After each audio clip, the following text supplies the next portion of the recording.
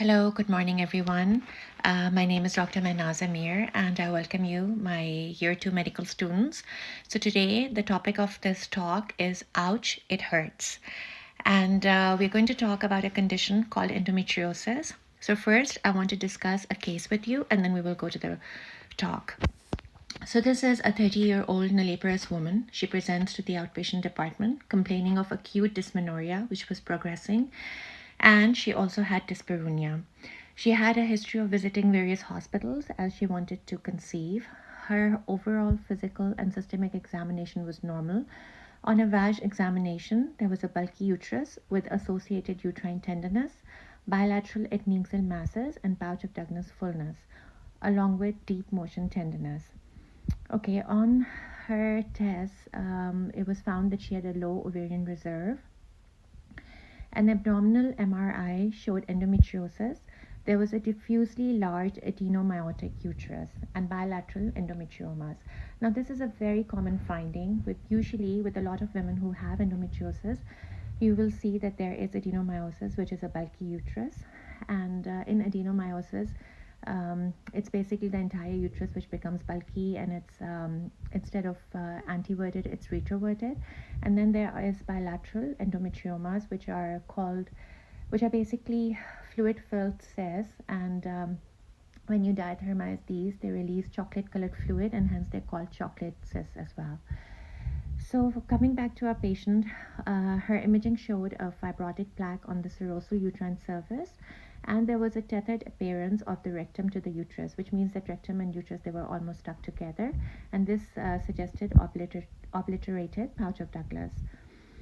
So, fertility achievement was discussed with IVF option, and she was counseled, and consent was obtained. She was taken for a surgery, and she was also counseled for salpingectomy. She underwent laparoscopic adhesiolysis and bilateral cystectomy. Intraoperatively, they found that there were dense adhesions involving the uterine surface, fallopian tubes, ovary, and pelvic surface. Bilaterally, both tubes, they were tortuous and dilated. Tubal patency test was done, and that was negative. And after this, bilateral salpingectomy was done. And before this, prior consent had already been obtained from the patient and her spouse or partner. So this is again a very important point that needs to be considered. So patient had an uncomplicated post-operative recovery, and she was discharged on day 3. Later on, this patient went on to conceive through IVF treatment. So this is a very relevant case of endometriosis, and we see this a lot of times.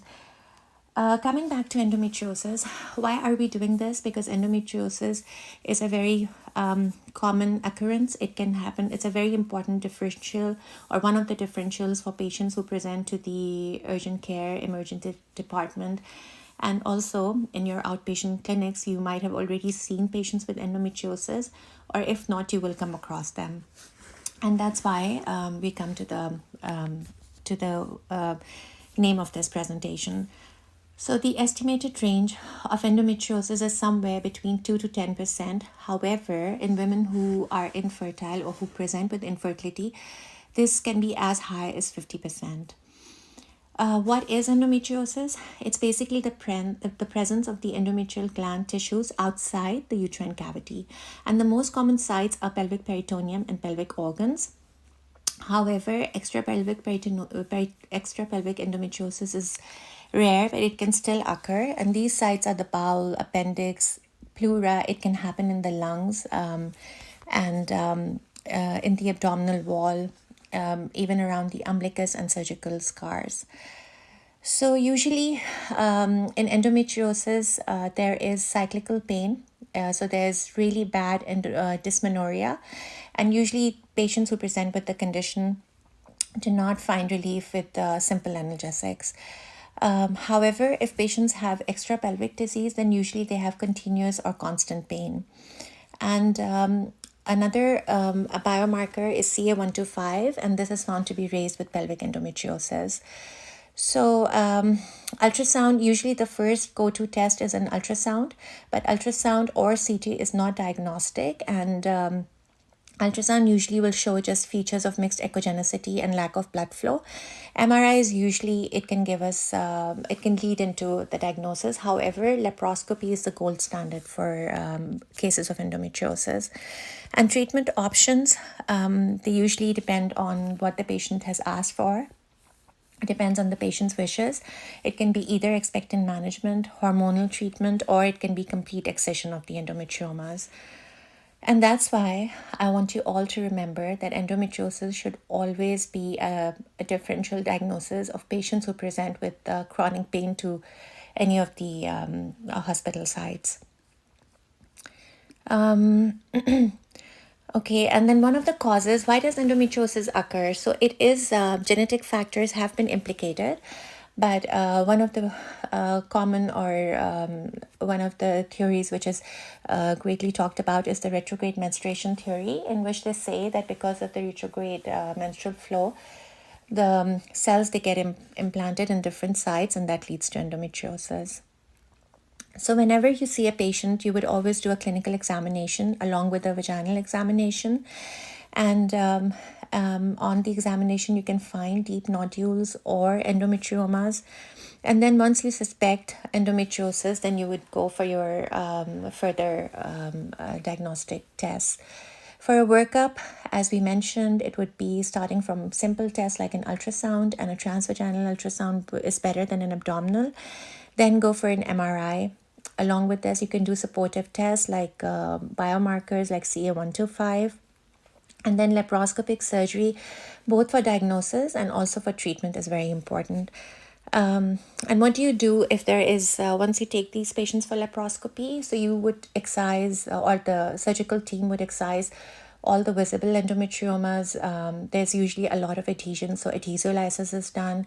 If there are endometriomas, then those are diathermized, and usually, as we mentioned, that releases chocolate colored fluid, and hence the name chocolate cysts. And so that gives a lot of relief for women who have endometriosis. And then you would also do a tubal patency test or hydrotubation to see the tubal status. Because a lot of these women, like up to 50% of these women, present with infertility, or vice versa. Like in 50% of the infertile population, they have endometriosis.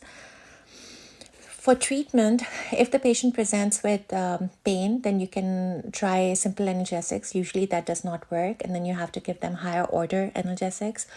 Or you can put them on hormonal treatment like the contraceptive, the simple combination pill. You can put in a Mirena IUD or the medicated IUD. And then gonadotrophin releasing hormone agonists and antagonists both have been used. But with this, bone mineral density loss is one of the main side effects. So you should limit treatment for up to 6 months. Laparoscopy is very important, and this is for treatment. And then once we encourage these women to go on and have their families, and still, if the pain persists, then talking to them about hysterectomy is it's an option, because that just brings relief from the pain. I mean, this pain is so debilitating that it affects, and I mean, the patient's quality of life, everything changes. With surgery, you try to excise all the visible endometriosis. There is a role of laparoscopic uterine nerve ablation, but it is not used as regularly. And then presacral neurectomy is another thing that might be done. So this is all that I wanted to talk about. I just want you to know and be mindful of patients with endometriosis who present with severe pain, and for whom their day-to-day life is very hard to manage, and it should be on your list of one of the top differentials on your list for patients who present with pain. So this is it, and then we will meet again next week, where we will talk about more. We will talk more about endometriosis, and we will talk about it in a little bit more detail. Thank you, and take care, everyone.